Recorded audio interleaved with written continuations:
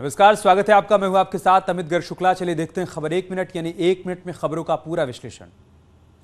UP Vidhan Parishad के चुनाव में बीजेपी ने एक नया इतिहास रचा है। आजादी के बाद पहली बार बीजेपी को विधान परिषद में बहुमत मिला है। बीजेपी ने विधान परिषद चुनाव में एक तरफा जीत हासिल की है। विधान परिषद की 36 सीटों में से 33 पर बीजेपी प्रत्याशी ने बड़ी जीत दर्ज की, तो 3 सीटों पर निर्दलियों का बोलबाला रहा। 36 में से 9 सीट पर पहले ही बीजेपी प्रत्याशी निर्विरोध जीत हासिल कर चुके थे। बीजेपी की इस जीत पर सीएम योगी आदित्यनाथ ने बयान जारी कर पीएम मोदी का आभार जताया। उन्होंने कहा कि यूपी के स्थानीय विधान परिषद चुनावों में बीजेपी की प्रचंड विजय ने पुनः स्पष्ट कर दिया है कि प्रधानमंत्री मोदी के कुशल मार्गदर्शन और नेतृत्व में प्रदेश की जनता राष्ट्रवाद, विकास एवं सुशासन के साथ है। वहीं बीजेपी के प्रदेश अध्यक्ष स्वतंत्र देव सिंह ने कहा कि सीएम योगी के नेतृत्व में बीजेपी ने बड़ी जीत हासिल की। माननीय प्रधानमंत्री नरेंद्र मोदी जी, मुख्यमंत्री श्री योगी आदित्यनाथ जी के नेतृत्व में एक बार फिर मिली ऐतिहासिक विजय नए उत्तर प्रदेश बनाने की राह को प्रशस्त करेगी और उत्तर प्रदेश को एक मजबूती प्रदान होगी। यूपी के परिवहन मंत्री दयाशंकर सिंह ने आज प्रयागराज में रोडवेज बस का औचक निरीक्षण किया। रोडवेज बसों की व्यवस्था को जांचने के लिए परिवहन मंत्री दयाशंकर सिंह आज खुद बस का औचक निरीक्षण करने पहुंचे। अचानक बस में चढ़कर परिवहन मंत्री ने यात्रियों को अपना परिचय दिया, जिसके बाद उन्होंने बस के कंडक्टर से बस में मौजूद यात्रियों की संख्या पूछी और सबके टिकट कटे होने की जानकारी ली। नमस्कार, मैं परिवहन मंत्री हूँ। कोई असुविधा तो नहीं आप लोगों की? नहीं। सब ठीक है? सब ठीक। सबके टिकट कटे हैं ना? ये अनुबंधित है? जी सर। हाँ? सभी लोग के टिकट है? कितने टिकट काटे? 38 कटे हैं। प्रयागराज से वाराणसी जाने वाले बस पर परिवहन मंत्री दयाशंकर सिंह अचानक सवार हुए। इस दौरान उन्होंने सफाई व्यवस्था के साथ साथ ड्राइवर और कंडक्टर को वर्दी न पहनने पर फटकार भी लगाई। साथ ही यात्रियों को फीडबैक भी दिया। आपको बता दें कि 100 दिन का खाका तैयार करने के साथ ही योगी सरकार के सभी मंत्री अपनी अपनी तरह से व्यवस्थाओं का जायजा ले रहे हैं। इसी कड़ी में मंगलवार को दयाशंकर सिंह का नाम भी जुड़ गया। बाहुबली डॉन मुख्तार अंसारी के शार्प शूटर अनुज कनौजिया के घर पर प्रशासन ने बुलडोजर चलाकर ध्वस्त कर दिया। अनुज एक हत्याकांड में वांटेड है। मऊ के चिरैया कोर्ट में प्रशासन का बुलडोजर माफिया मुख्तार अंसारी के शार्प शूटर अनुज कनौजिया पर कहर बनकर टूटा। बदमाश अनुज पर 50,000 का इनाम घोषित है, जो साल 2020 में तरवा थाना इलाके के एरा कला में हुए हत्याकांड में फरार चल रहा है। सड़क निर्माण को लेकर ठेकेदार पर जानलेवा हमला किया गया था। इस दौरान गोली लगने से सड़क निर्माण में लगे एक मजदूर की मौत हो गई थी, जिसके बाद से शार्प शूटर अनुज फरार चल रहा था। बदमाश ने बहलोलपुर में एक तालाब की जमीन पर अवैध कब्जा कर अपने घर का निर्माण किया था, जिसको प्रशासन ने आज जमींदोज कर दिया। इस दौरान भारी पुलिस फोर्स मौके पर मौजूद रही। कासगंज में माफिया पर प्रशासन ने बड़ी कार्रवाई की। जिस खेत पर दबंगों ने गेहूं की खेती की थी, उसे प्रशासन ने अपने कब्जे में ले लिया।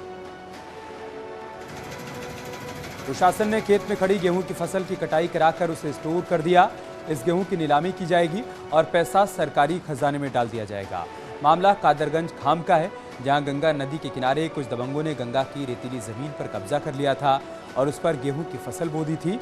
आज जब प्रशासन की टीम कब्जे की शिकायत पर मौके पर पहुंची, तब गेहूं की फसल लहलहा रही थी। ऐसे में प्रशासन ने गेहूं कटिंग मशीन मौके पर बुलाई और फसल को काटकर उसे सरकारी गोदाम में पहुंचा दिया। जिला प्रशासन अब जमीन पर कब्जा करने वाले दबंगों के खिलाफ कानूनी कार्रवाई की तैयारी में जुटा है।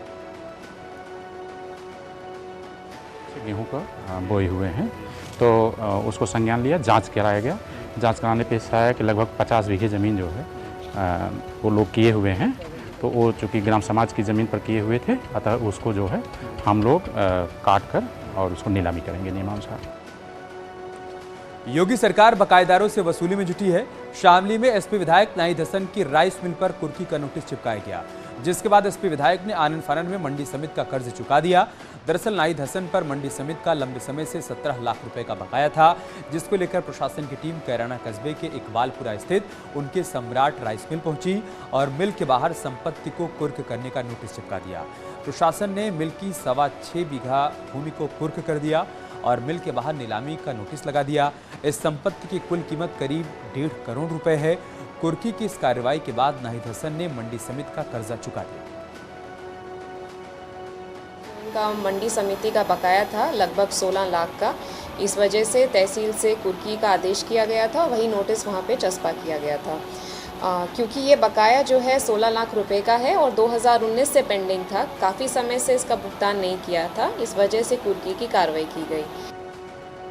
कानपुर के सेंट्रल बैंक ऑफ इंडिया के लॉकर से चोरी के मामले लगातार बढ़ते जा रहे हैं। मंगलवार को 2 और मामले सामने आए। सेंट्रल बैंक ऑफ इंडिया के लॉकर से चोरी के मामले थमते नहीं दिख रहे हैं। पहले के 9 मामले अभी पूरी तरह से सुलझे भी नहीं थे कि मंगलवार को 2 और लॉकर से 50 लाख के गहने चोरी हो गए हैं। सेंट्रल बैंक ऑफ इंडिया के 9 लॉकरों से करोड़ों रुपए का जेवरात निकलने के मामले में जहां एक और पुलिस ने अपनी कार्रवाई की और कई लोगों को सलाखों के पीछे भेजा। इस बात को भी 2 ही दिन हुए थे कि बीते 24 घंटे में फिर से 2 लॉकरों से 50 लाख से ज्यादा के जेवर गायब हो गए। दरअसल जब महिला ने अपनी लॉकर को चेक किया तो उसके अंदर से 22 लाख की ज्वेलरी गायब मिली, जिसके बाद महिला ने पुलिस में अपनी शिकायत दर्ज कराई है। फ़ोन में कॉल आया कि आप अपना लॉकर ऑपरेट कर लीजिए। मैं मॉर्निंग में 10:30 बजे गई तो मेरे साथ जो बंदा नीचे गया उसने लॉकर खोला, पर उससे नहीं खुला। 20-25 मिनट वो खोलता रहा, नहीं खुला, अंदर बाहर गया। फिर मुझे भी बोला कि आप खोल लो, मेरे से भी नहीं खुला। फिर वो तीसरी बार आया, बाहर से कोई चाबी चेंज की क्या पता नहीं, फिर वो लॉकर खुला। उत्तर प्रदेश में पुलिस का बदमाशों के खिलाफ ऑपरेशन क्लीन जारी है। आज भी यूपी के कई शहरों में पुलिस और बदमाशों के बीच मुठभेड़ हुई। बुलंदशहर में खाकी एक बार फिर बदमाशों पर कहर बनकर टूटी है। पुलिस ने वाहन चोर को मुठभेड़ के बाद गिरफ्तार किया है, जिसकी पहचान फराज उर्फ फिरोज के रूप में हुई है। दरअसल मुखबिर की सूचना पर पुलिस चेकिंग अभियान चला रही थी। इस दौरान बलीपुरा पुल के पास घेराबंदी देखकर बाइक सवार बदमाशों ने पुलिस टीम पर फायरिंग कर दी। जवाबी कार्रवाई में फिरोज घायल हो गया, जबकि उसका साथी मौके से फरार हो गया। लुटेरा फराज उर्फ फिरोज, जिसके विरुद्ध लगभग 9 मुकदमे पूर्व से लूट चोरी आज के आर्म्स एक्ट के दर्ज रहे हैं, गिरफ्तार किया गया है। क्रॉस फायरिंग में उसे गोली लगी है, जिसका इलाज कराया जा रहा है। बरेली में पुलिस टीम पर हमला करने वाले 4 बदमाशों को मुठभेड़ के बाद गिरफ्तार किया गया है। मुठभेड़ के दौरान एक बदमाश पुलिस की गोली लगने से घायल भी हुआ है, जिसको हॉस्पिटल में भर्ती कराया गया है, जबकि 3 बदमाशों ने घेराबंदी के बाद खुद सरेंडर किया है। पकड़े गए बदमाश चोरी की कई वारदातों में शामिल रह चुके हैं। थाना इज्जत नगर के अंतर्गत सुबह 5 बजे के आसपास पुलिस चेकिंग कर रही थी। इस दौरान 2 युवकों के द्वारा पुलिस के ऊपर फायरिंग की गई, जिसमें जवाबी कार्रवाई पर पुलिस के द्वारा जो फायरिंग की गई उसमें अबरार पुत्र अहमद हुसैन 37 वर्ष के पैर में गोली लगी है। शाहजहांपुर और संभल में भी पुलिस ने मुठभेड़ के बाद बदमाशों को गिरफ्तार किया। पुलिस ने मुठभेड़ के बाद 25,000 के इनामी बदमाश राजेश खान और उसके साथी शाकिर को गिरफ्तार किया है। पुलिस के मुताबिक राजेश खान पर कई थानों में गैंगस्टर और गुंडा एक्ट के 19 मुकदमे दर्ज हैं। राजेश पिछले लंबे समय से फरार चल रहा था। मुखबिर की सूचना पर पुलिस ने उसकी घेराबंदी की और राजेश को गिरफ्तार करने में कामयाबी पाई। इनमें से एक जो राजेश खान है, ये थाना अल्लाहगंज से वांछित चल रहा था और इसके खिलाफ करीब 1 दर्जन अभियोग पंजीकृत है और इसके गिरफ्तारी में 25,000 रुपये का पुरस्कार भी था। इसी का साथी है शाकिर, जो थाना मिर्जापुर का रहने वाला है। उधर संभल में पुलिस ने लूट और हत्याकांड के 3 आरोपियों को गिरफ्तार किया है, जिनके कब्जे से तमंचा बरामद हुआ है। 23 मार्च को लूट का विरोध करने पर हत्या को अंजाम दिया गया था। एक युवक की जो अपनी मोटरसाइकिल से इस रोड से जा रहा था, उसकी गोली मारकर हत्या कर दी गई थी और उसके पास से कुछ सामान भी छीना गया था। इसमें हमारे द्वारा टीमों का गठन किया गया था। आज 3 व्यक्तियों को इसमें गिरफ्तार किया गया है, जिनके नाम सलीम, अली गौहर और अनस हैं। ये तीनों कस्बा नरौली थाना बनियाठीर के रहने वाले हैं। कौशाम्बी में कार्यक्रम के दौरान तमंचा लहराने का वीडियो वायरल हो रहा है, जिस पर पुलिस कार्रवाई में जुट गई है। दरअसल सैनी थाना इलाके के भैरावा गांव में एक मांगलिक कार्यक्रम के दौरान कुछ युवक हाथ में तमंचा लेकर डांस करते नजर आए, जिनका वीडियो सोशल मीडिया पर तेजी से वायरल हो रहा है। वीडियो का संज्ञान लेते हुए पुलिस ने जांच शुरू कर दी है। बताया जा रहा है कि सांस्कृतिक संध्या के दौरान गांव में बार बालाओं का डांस चल रहा था, जिसमें कुछ युवक हाथ में तमंचा लहराते हुए मंच पर चढ़ गए और इनमें से एक युवक ने डांस के दौरान हवा में फायरिंग भी की थी।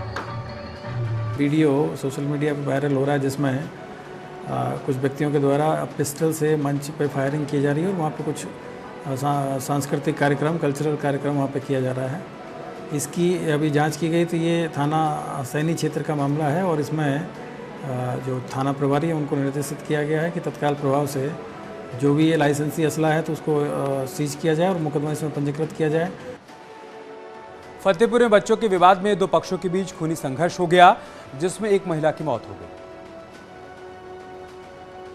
दरअसल घर के बाहर खेलते समय बच्चों के बीच मारपीट हो गई। जब बच्चों के परिजन वहां पहुंचे तो मामला बढ़ गया और फिर एक पक्ष के लोगों ने दूसरे पक्ष पर लाठी डंडों से हमला कर दिया, जिससे एक महिला के सर पर गंभीर चोटें आई तो उसके पति को भी बुरी तरह से पीटा गया, जिसका इलाज जिला अस्पताल में चल रहा है। वहीं मारपीट में दूसरे पक्ष के लोगों को भी चोटें आई हैं। घटना जाफरगंज इलाके की है। वहीं मारपीट की सूचना मिलते ही पुलिस भी मौके पर पहुंची और पूरे मामले की जानकारी ली। पुलिस ने इस मामले में मुकदमा दर्ज कर जांच शुरू कर दी है। पुलिस जल्द ही आरोपियों की गिरफ्तारी की बात कर रही है। राम चौराहा डेरा थाना ललोली में दो पक्षों में मारपीट हुई, जिसमें दोनों पक्ष घायल हो गए। एक पक्ष से एक महिला जिसको चोट ज्यादा लगी थी, इलाज के दौरान मृत्यु हो गई। उधर मऊ में घरेलू विवाद के चलते एक महिला ने अपने 3 बच्चों के साथ जहर खा लिया। महिला की हालत गंभीर बनी हुई है। घटना घोसी के बलराव ब्लॉक के कुड़हनी गांव की है, जहां पति की शराब की लत से आजीज आकर एक महिला ने जहर खा लिया। साथ ही महिला ने अपने 3 बच्चों को भी जहर खिला दिया। बताया जा रहा है कि शराब के चलते रोजाना लड़ाई होती थी। मंगलवार को महिला ने घातक कदम उठा लिया। जैसे ही पड़ोसियों को इसका पता चला, तुरंत चारों को गंभीर हालत में हॉस्पिटल भर्ती कराया गया, जहाँ उनकी हालत नाजुक बनी हुई है। हमारी देवरानी फोन किया ना कि वो पिए तो बोल दिए थे और खा लिए, तो हम फिर फोन बोजी से भाग के आए बलाक पर से। हम साथ में आए भाई। महिला ने कीड़ों को मारने वाली दवाई पहले बच्चों को खिलाई और फिर खुद भी जहर को गटक लिया। महिला की हालत सबसे ज्यादा गंभीर बनी है। देखिए, माता की कंडीशन क्रिटिकल दिख रही है। सबसे ज्यादा उन्होंने ही लिया है, बच्चों ने कम लिया है, लेकिन सल्फास बहुत ही गंभीर जो है तरीके का पॉइजन है। इसमें कभी भी कुछ भी हो सकता है। यूपी के कई इलाकों में आग ने हाहाकार मचा दिया। कहीं दुकान जलकर राख हो गई तो कहीं मकान में आग लग गई। मथुरा के राय कस्बे में आग का तांडव देखने को मिला, जहां कटरा बाजार में एक कपड़ों की दुकान में भीषण आग लग गई। 3 मंजिला दुकान के ऊपरी मंजिल में लगी आग ने पूरी दुकान को अपनी चपेट में ले लिया। आग की सूचना मिलते ही फायर ब्रिगेड की टीम मौके पर पहुंची और कड़ी मशक्कत के बाद आग पर काबू पाया। आग के चलते इलाके में अफरा तफरी मच गई। आग के चलते दुकान में रखा लाखों का सामान जलकर राख हो गया। सीतापुर में गाड़ी रिपेयरिंग की दुकान में आग लग गई, जिससे दुकान में रखा सारा सामान जल गया। घटना आज तड़के की बताई जा रही है। सीतापुर जंक्शन रोड के पास ये दुकान थी। दुकान से धुआं निकलता देख लोगों ने इसकी सूचना फायर ब्रिगेड को दी, लेकिन जब तक फायर ब्रिगेड आग पर काबू पाती तब तक दुकान का सारा सामान जलकर राख हो चुका था। वहीं ललितपुर में शराब के नशे में एक युवक ने अपनी बाइक और घर में आग लगा दी, जिससे बाइक पूरी तरह से जल गई, जबकि घर में लगी आग पर स्थानीय लोगों की मदद से घर वालों ने आग पर काबू पाया। घटना मड़ावर थाना इलाके के रजौला गांव की है, जहां शराब के नशे में एक युवक का अपनी पत्नी से विवाद हो गया, जो इस कदर बढ़ गया कि युवक ने गुस्से में पहले अपनी बाइक को आग के हवाले किया और फिर घर में ही आग लगा दी।